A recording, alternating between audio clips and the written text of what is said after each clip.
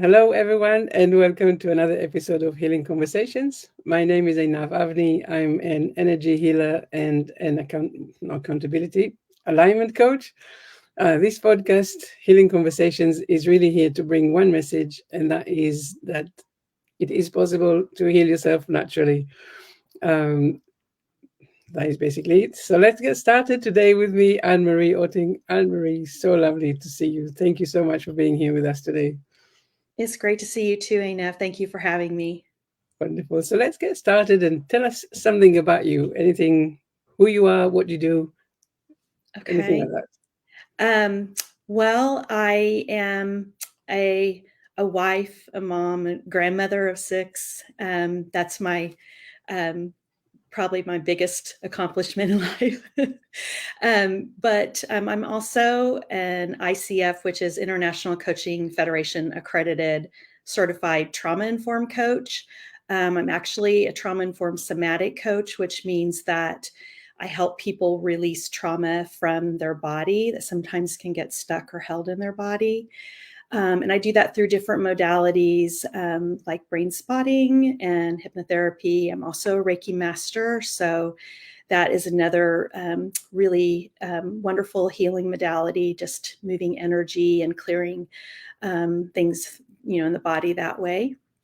How I started in this is I was a registered dental hygienist for over 30 years. And when the pandemic hit, um, dental offices were closed down. So I had some time where I had some downtime. And around that time, also, my daughter was getting ready to leave. She was my last child to leave the nest. And so I was, dealing with COVID and not being able to work. And, we were all in our homes. And then also the realization that my life was going to change a little bit about that time when my daughter was going to college and leaving. And so I really was faced with kind of self-reflection and really just kind of looking back on some things that had happened in my life. I had lost my daughter, Kate, several years before that, and losing a child, as I'm sure anyone would agree, is a really traumatic experience. And I also had a medical condition, a brain tumor that required some surgery, and so also traumatic. And because I had other children, I think I just kind of was in survival mode and didn't really take the time to process those traumas in my life. And so during the time of the pandemic, I really was just kind of faced with really thinking about that. And so I really did some research about healing trauma. I had some pains, chronic pains that I was dealing with. And so I came across the somatic trauma release, and I did a healing certification, which is how it all started a few years ago. And now I am helping clients with that. My passion is to help women that are going through any like life transitions, or particularly if their children are growing and leaving the home, and they're faced with now what.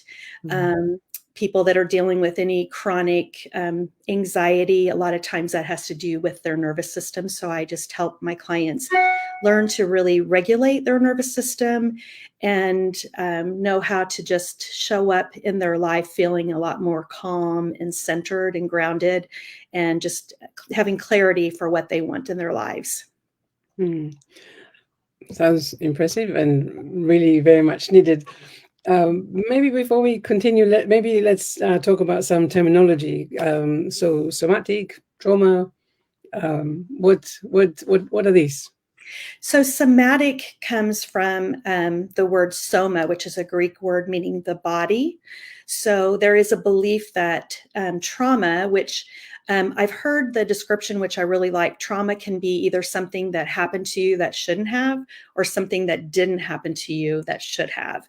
So it sometimes can be, a traumatic experience that we all kind of can relate to, what that might be, car accident, surgery, something like that. But there's also the developmental trauma that can occur when we're, very young, and that can sometimes be held within the body. And somatic trauma release, which is what I help my clients with, is just a way to finally release that. It's kind of a bottom-up approach to healing, which means that we release that trauma from the body, whereas talk therapy is more of a top-down approach. So it's just an extra way of being sure that we're holistic in dealing with the trauma and finally releasing it. Right. And so how do people know that they have trapped trauma in their bodies? Well, it can show up in a lot of ways. The chronic pain, like I talked about, autoimmune issues can happen. There can be just so many different things. Just you can feel anxious, you can feel irritable. A lot of those things have to do with our nervous system, and we can be either stuck in fight or flight, or sometimes if we're in fight or flight for so long, we can go into what's called a freeze state, which can also show up as dissociation. A lot of times, especially I think we as moms can sometimes feel dissociated because we're just having to go through the motions and get things done. So we don't really feel into our bodies as much. And so I help my clients be able to get more in touch with their bodies and the sensations and learn to kind of be okay with it. But people pleasing, in answer to your question, procrastination, overspending, those are all like parts that can show up that can let us know that we might be stuck in a certain state of our nervous system. And it's interesting when you say that, because of course you're looking at it from the solution point of view, right? And really understanding that this is something that is going on with the nervous system. So it's really important to recognize that actually you don't need to worry about, the people don't need to worry about knowing about the nervous system. They can just identify the symptoms, what they're going through, and then recognize that actually it's not because they're lazy. It's not because they, just want to, to be liked. There is something that actually. I'm so glad that you said that, because I think a lot of people don't realize that if they're in freeze, they just don't have the energy to do anything. That's the body's way of saying you need to slow down. And so a lot of people can feel kind of guilt or shame about that, but it's just all, the nervous system that's trying to keep you safe. And so yes, that can be a sign that shows you that you're in freeze. And how we can get in freeze is a lot of times we're in fight or flight so long that fight or flight was meant to be there for us if we were like having to run from a saber-toothed tiger, say in the caveman days. And so it's supposed to be just something that's really quick, gets us out of, danger into safety. But if we are in fight or flight all day long, every day, and I see that with so many of my clients, that makes that cortisol production kind of be in our system all the time. And we can crash if that goes, for too long, and put us into freeze if our system gets flooded with that fight or flight energy. And we just don't have then the energy to really do much of anything. It's just kind of a survival mode at that point. And so that's really interesting, because from the work that I do, I one of the things I'm saying, right, is how much stress is impacting the body. Like if you're constantly in stress, at some point you are more likely to have some chronic pain, chronic illnesses, something like that will happen. The body keeps the score. Sorry, say again? The body keeps the score is what they say. The trauma it can be, held in our body. It can get stuck in there, and we can get stuck in our fight or flight part of our nervous system, or or freeze when we're only meant to be there just for a short time. So that's what I help my clients just learn, just to navigate their nervous system and how to get into that ventral vagal state, which is really where your true self resides, that true self energy where you feel calm and connected, and you feel you have clarity to really know what you want to do in your life. And it really does help if we're in that state more than that fight or flight or freeze state more often. Right. And so just before we continue down that line, I want to know, so because you mentioned brain spotting. So now I want to know, is that the same, more of the same, or do we need to spend more time on that? Because having spoken to you before a few times, I still don't feel I'm also, all that familiar with that, what it actually does. So brain spotting was developed by Dr. David Grand. And really what it is, it's a modality that helps to release the trauma that's in the body.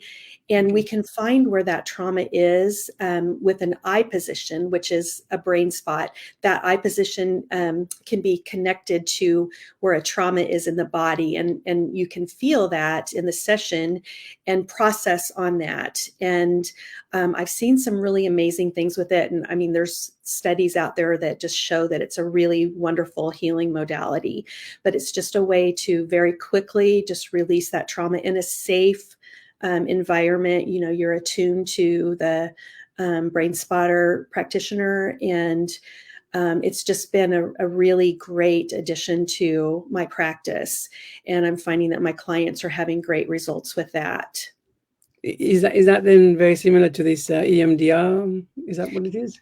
So EMDR has to do with eye movement as well. So it is similar in that way, but it's just an eye position, and you just focus on where you feel a sensation in your body that's correlated with that eye position. That's the brain spot. And then just spend some time processing. It's just a way to process. And you not only get processing during the session, but you can process for a few days to a week or so after, and you don't have to do anything. So it's just a really wonderful way to release that trauma. Mm. So someone comes to you and they say, I'm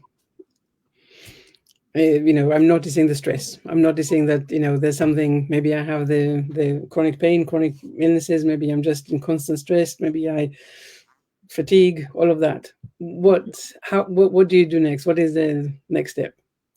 Well, the first thing I do is make sure that they can regulate themselves and they know where they are in their nervous system. They know how to navigate their nervous system. That's the best thing, just because it doesn't feel so good if you're in fight or flight or you're in freeze. You don't have the energy, like we said, or you may just feel anxious all the time too. But I help my clients just learn how to self-regulate. They're also co-regulating with me in a safe, nurturing environment. And I teach them about co-regulation as well. So they want to be around safe people to be able to talk about what they've got going on in their lives, someone that they can trust. There is healing in safe relationships. And so that's what I try to foster with my clients. But they regulate their nervous systems. They can understand just by navigating it, if they're in fight or flight, what they can do to get out of that, or if they're in freeze, what they can do to get out of that, and what they can do to stay in that what's called the ventral vagal state, which is where the true self is. So we start with that, and I make sure that my clients are able to self-regulate, and they really start feeling better after just 1 or 2 sessions. And that is also a way just to keep the vagus nerve toned, because a lot of the tools that I give them for that self-regulation tone the vagus nerve, which is responsible for so many processes in the body, but rest and digestion and circulation, heart rate variability. But if the vagus nerve is toned, then even if challenges come up in our lives and we do go into fight or flight or freeze for a moment, which is necessary, right? We're human and we want that. But the vagus nerve is our surveillance system, and kind of our inner surveillance system. And if we can tone that vagus nerve, which I help my clients with that, then they can just slide right back into that ventral vagal state, or that true self state, where they feel calm and present, and just learn to navigate that, the nervous system. And then we can go into some brain spotting, or hypnotherapy, or I also use Reiki kind of as a supplemental modality, just to be sure that there's no blocked energy in their bodies. And that's been a really great addition to my practice as well. Yeah, it sounds so incredible. And so I'm really curious. You say you do some, you help them to regulate. You help them see what they can do. Can you give us some examples for what some exercises or Sure. ways to regulate might be? Yeah, absolutely. So when we're in, say, fight or flight, and we feel anxious or irritable, maybe even sometimes rageful, it's really good to try to kind of down-regulate that and to discharge some of that energy. A really great way to do that is to be able to be back what I call online, which is in the neocortex part of our brain. It's kind of right up here in the front part of our brain. And if we're online, then we're going to be able to feel more present, and that's where we want to be. But in order to do that, you can ground yourself. A lot of our listeners today might know what grounding is, but if not, it's just basically bringing yourself back to the present moment. You just kind of feel your feet on the floor if you're standing, or it's great to ground outdoors. You get, sometimes the sun on you, and that's, the benefit of that. But if you just take your shoes off and actually just stand on the ground, you're getting that kind of grounding energy from the earth, and we just feel more present then. So that can kind of bring us out of that fight or flight. If you're, say, at work and you're in your chair at work, just kind of feel yourself sitting in your chair, your back on the chair. It's just a way to bring ourselves back into that present moment. So that's grounding. You may have heard a lot of people say, just breathe if you are feeling anxious or having, a dysregulation moment.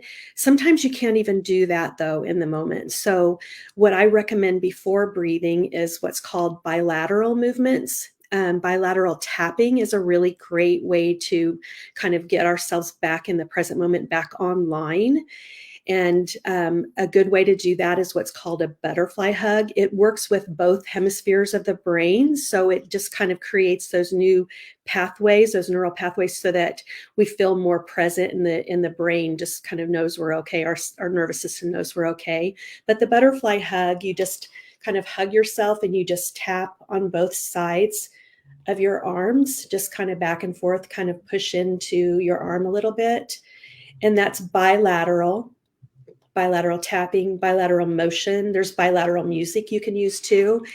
But that bilateral means meaning both sides, lateral sides, both sides. So if you're say at work and you can't do this because that looks, kind of funny if somebody saw you do that, you can put your hands in your pockets and just tap on your thighs that way, just both sides. Or if you're sitting down at your desk, or, somewhere where there's other people around, just tap your knees on either side. You can throw a ball back and forth. I always have a ball on my desk. That's bilateral movement, but even just walking is a bilateral motion. And that just really helps bring us back into the present moment. So that is a really great way to kind of down regulate. And then the next thing would be that breathing that I mentioned before. Everybody says just breathe through it, but if you can't calm yourself down and down regulate in the moment, do the grounding. Make sure you feel grounded and present, and tap if you need to. But then the breathing, I do a form of breathing. There's so many different ways that you can do, breathing or breath work. But what I like is called the 5-2-8 method. And that's where you breathe in through your nose for a count of 5, you hold for 2, and then you breathe out for 8. And that exhale, that longer exhale than the breathing in, lets our nervous system know that, hey, we're okay, we're safe, we've got enough air. And so that is a really good way to just kind of calm the nervous system and get you back into that ventral vagal state. Be sure that when you're breathing in through your nose that you're filling your belly up as well as your chest. You know, when we're in fight or flight, we just have that really shallow breathing. Sometimes we even hold our breath. So just breathing into your belly for a count of 5, hold for a count of 2, and then breathe out for 8. And that's really some good tips to just kind of help you regulate yourself if you feel like you're in that fight or flight. Or if you're in freeze, that can kind of mobilize some energy for you as well. So I'm wondering, I mean, so we're doing some of these exercises, and is that, I mean, how many times, how long before my nervous system comes back to its natural state where it's out of flight or fright? Yes. Fight or flight. Or sometimes it's called flight or fight. So either one. So with my clients, I have them do a series of exercises. So there's several, and they are also that vagus nerve toning exercises. So they stimulate the vagus nerve, and then that kind of, like I said, is your body's inner surveillance system. So just to let it know that it's awake and working well, and that you're safe. And so what it might perceive as danger, like say a trigger, that if somebody says something or does something and that might trigger you, and you feel kind of angry, or you feel a certain way with it, just doing these exercises can just kind of help tone that vagus nerve. So I have my clients do these every day. It's just like if you were to go to the gym and you were to lift weights and you got a little, muscle in your bicep after a while. If you stopped lifting weights, that would go away. So it's the same thing with these exercises. Or something that you want to do every day just to keep that vagus nerve toned, so that if a challenge does come up, you'll just kind of slide back into that state of calm, and where you're, present and connected. And it's also where you have more compassion for yourself and others. It really helps, relationally too. But it's just a matter of whatever you can do in the moment. If you need to discharge some sympathetic or fight or flight energy, or whatever you can do in the moment if you need to mobilize some energy if you're in that freeze state. But by doing them every day, that will really help you just kind of tone that vagus nerve, so that even when challenges arise, you're going to be able to just go right back into that state where you really feel more present. Really interesting. So someone that constantly feels nervous, and you say, oh, but what makes you nervous? And they say, I don't know. What's happening with them? What's going on with their system? Well, now there can be, chemical reasons for that, which that's not really, that's kind of out of my scope. But a lot of times it can just be that the nervous system is dysregulated, or that you're stuck in fight or flight. And that fight or flight energy with the cortisol and adrenaline, coursing through your body all day long, every day, can make you feel kind of nervous and anxious. And so that's where just learning how to navigate your nervous system and knowing what it means to be in fight or flight, and recognizing when you are, how you can move out of that, that's just really important. So it could be that because of a trauma that happened, it just got stuck in our body. And so our that inner surveillance system just perceives anything that happens as a threat and dangerous. And so we're kind of constantly in that fight or flight stage. Mm-hmm. And you mentioned dissociation earlier. So you look at dissociation also as a symptom of freeze. Yeah. So yes, that's a freeze state, because you really just are disconnected from your body. So you're not feeling, what's happening in your body. You're just kind of going through the motions. I do kind of call it survival mode, where you're just kind of getting by. You kind of feel shut down, but you're just not noticing as much what's going on in your body, because you're just kind of going through the motions, if that makes sense. And so the exercises or the ones that you shared with us, would these be also good ones to try if you are feeling dissociated?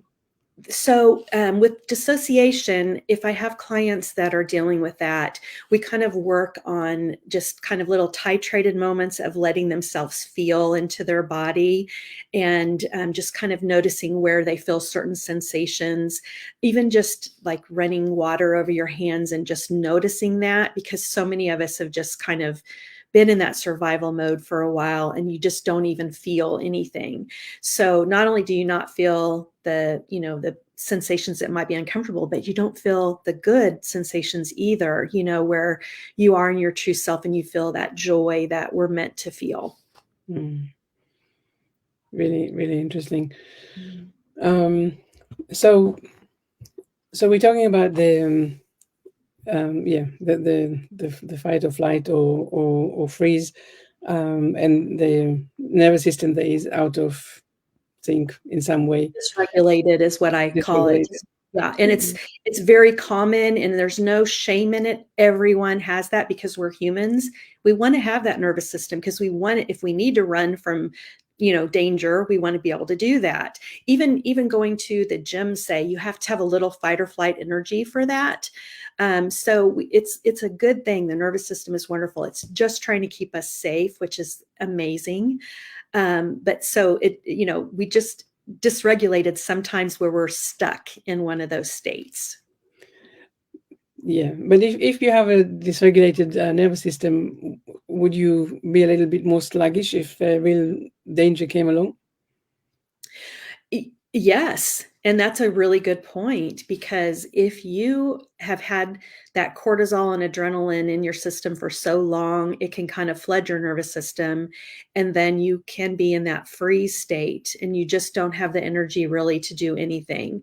Now, you could maybe quickly get out of that in a really, dangerous situation, but you're still just not feeling yourself because of that lack of energy and really kind of maybe motivation, because you just sometimes even want to just lay in bed and just cover up with the covers and not have to face what you're facing, and that's also a protective measure for us, just to not feel danger, whatever we can do to keep us safe.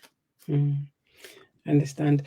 And you mentioned that it's a bottom-up kind of approach. So where is there also conversation in the work that you do with your clients? Yeah, and there is some top-down work too. I always spend, some time at the beginning of the sessions, just kind of seeing how my clients are doing, and seeing what's been going on, how they've been dealing with things, if their nervous system regulation tools are helping them, if we need to talk about some other things, if there is some trauma release that needs to go on.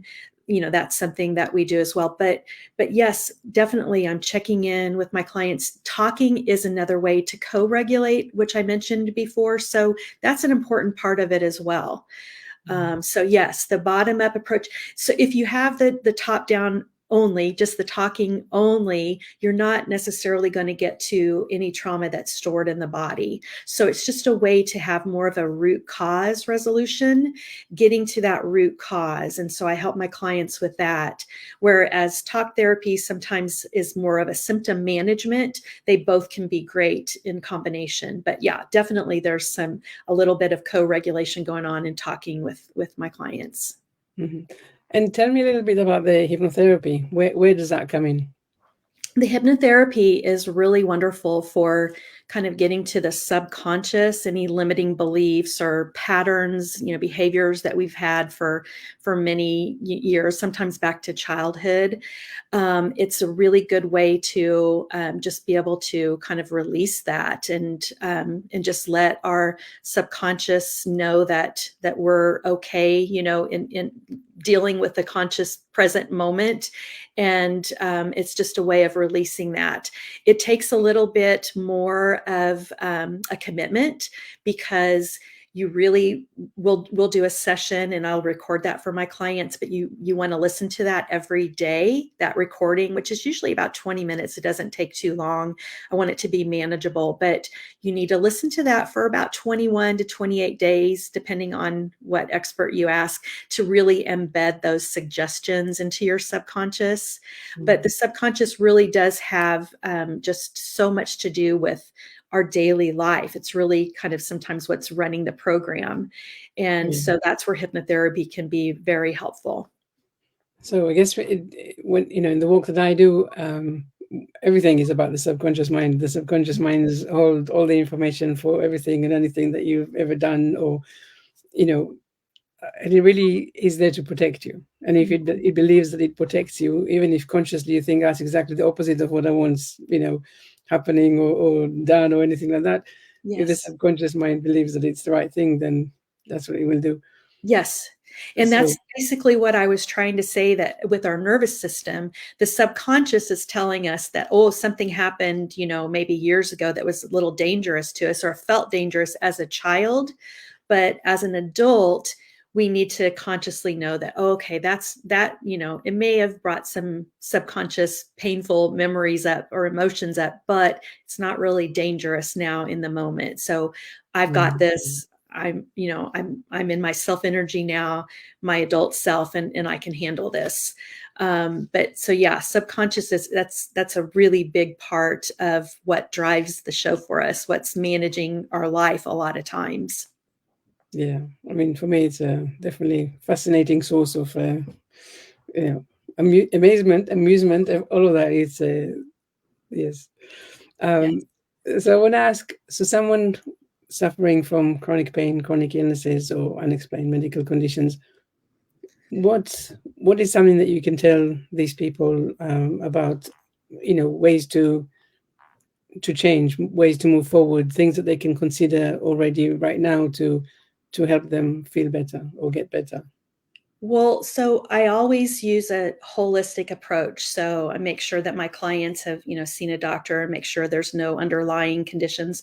A lot of the clients that I work with are women of a certain age. Make sure that their hormones are all okay. So they're checking in with their doctor as well. But just learning some of these self-regulation tools and practicing those every day, you just start feeling a lot better. If we can release any trapped, trauma in the body that's been held or stored there for a long time, sometimes that can help relieve pain. So it's a holistic approach, body, mind, and soul. So we just try to make sure that everybody is looking after all aspects of their life. And that's just the way to, holistically feel the best, I think. Mm-hmm. And do you feel that people need to know where the trauma came from, or is it really just knowing that they have trauma that they want to release? So I do work with root cause resolution, which means that we usually can find a core wound from childhood. Sometimes it happened even pre-verbally, where we don't feel good enough, or we don't feel important or lovable, or we don't feel worthy. One of those 4 core wounds are the basic wounds. So we try to address that. But the good thing about what I do is that you do not have to talk about any trauma in your life, because sometimes that can be re-traumatizing to people. So with brain spotting in particular, there doesn't have to be any talking at all between the client and me. You're just more focusing on a sensation that you feel in your body. And so that it really does help if you don't have to rehash things sometimes. And as a trauma-informed somatic coach, I am aware of that. And so some of my clients don't have to tell me anything. Others, it helps them to process it by speaking about it. So everybody's different, but you do not have to talk about the trauma or bring it up. We just try to find out what that root cause is. And it's more of a general thing, like something that maybe is coming up from your childhood where you felt not good enough or not important, or one of those things that I mentioned. It's so interesting because some of my clients, when I talk to them, you can really see that they just whatever it is that they were doing when they were 5, they're still, in a sense, doing when they're adults. Mm-hmm. And I say yes, it's of course, it's coping mechanisms, and you will always continue to use them until you recognize that it's actually no longer helping you.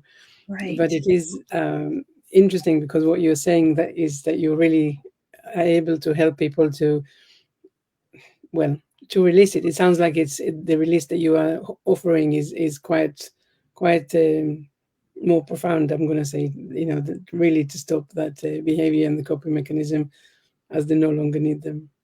Yeah, it's really releasing anything that we haven't processed, that sometimes we can just kind of like shove down in a way and just go about our lives and maybe have that dissociation and not even remember it, not recognize it, not think about it, but it's still there. And so yes, it is a way to just kind of release that and have that root cause resolution where you're actually letting that go, which that's really transformative. Mm. And Anne Marie, tell us, where can people find you if they want to get in touch and maybe focus your sessions, your programs. Where can they find you? Well, so they can go to my website. I think you're going to have the link for it. It's annemarieotting.com. And I have a lot of things on the website that anyone can do if they're interested. They can sign up for my newsletter where I give different tips on regulating the nervous system, inner child wounds, that type of thing.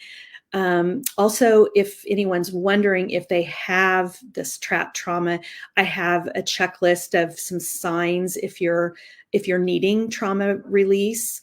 I also have a blog on my website that talks a little bit more in depth about some of the things that we discussed today with just some short little blog posts. Also a 30-minute free clarity call. So if anyone's interested in seeing if the work that I do might be able to help them in some way, that's also an option. So on my website, there are links to those things that I just mentioned, but there's also a page on there to contact me if you just have a general question. Wonderful. And so, like you said, yes, all of your details will be found wherever people listening to this conversation. So just before we say goodbye, what message do you have for people watching or listening? I think that it's never too late. I just had my 60th birthday. So if you're feeling like things aren't so wonderful, you're, feeling a little dysregulated, possibly a little anxious, or low energy, maybe think about the fact that it could be, some trauma that's stored in your body, and just that you can feel better. Our brains are very plastic. There's the neuroplasticity, it's called. And so we can really help kind of reshape the brain. So it's never too late and there's hope. I love that. I really love that. I think so often we notice something in our bodies, or the way that we feel, and we talk ourselves out of going to check it out, or finding out a little bit more about it. And actually what you're saying is that there's permission, that if you're feeling something that is is bothering you, just go in and find somewhere. You don't have to go to the doctor. I mean, you can go to someone like you to help release It's that good to naturally. see if maybe that is what's going on. It's a good place to start. Yes, Yeah. yes, absolutely. Mm-hmm. Anne Marie, it's been wonderful chatting with you. Thank you so much for all this information and the knowledge and the tips. I really enjoyed it. I understand so much more about nervous system, brain spotting, how to regulate, and I'm sure that our viewers and listeners do too. Thank you. Thank you so much for Thank being you here with very much, us. Einav, for having me. It's been a pleasure. Thank you. Thank you.